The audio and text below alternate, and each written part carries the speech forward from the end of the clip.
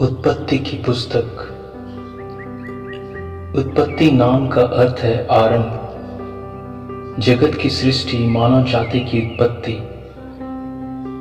इस संसार में पाप और दुख का आरंभ और परमेश्वर का मानव जाति के साथ व्यवहार का वर्णन इस पुस्तक में मिलता है। उत्पत्ति को दो प्रमुख भागों में विभाजित किया जा सकता है। अध्याय 1 से 11 जगत की सृष्टि और मानव जाति का प्रारंभिक इतिहास। इसमें आदम और हवा, कैम और हाबिल, नूह और जल प्रलय तथा बेबीलोन के गुम्मुट का वर्णन मिलता है। अध्याय 12 से 50 इजरायलियों के आरंभिक पूर्वजों का इतिहास। इसमें पहला अब्राहम है, जो परमेश्वर पर अपने विश्वास और उसके प्रति अपनी आज्ञाकारिता के कारण प्रसिद्ध था।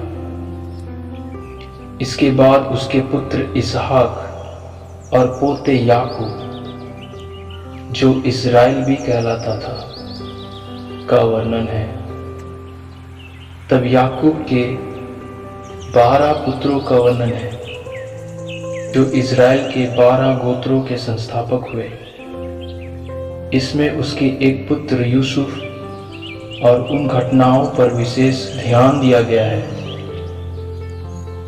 जिसके द्वारा याकूब और उसके अन्य पुत्र अपने परिवारों सहित मिस्र में रहने के लिए आ गए थे। यद्यपि यह पुस्तक लोगों के विषय में बताती है, फिर भी मुख्यतः यह परमेश्वर के कार्यों का वर्णन करती है।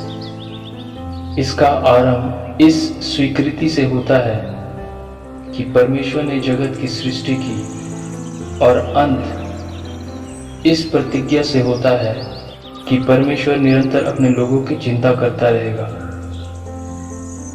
पुस्तक के आरंभ से अंत तक मुख्य पात्र परमेश्वर है, जो बुराई करने वालों को दोषी ठहराता और उन्हें दंड देता है।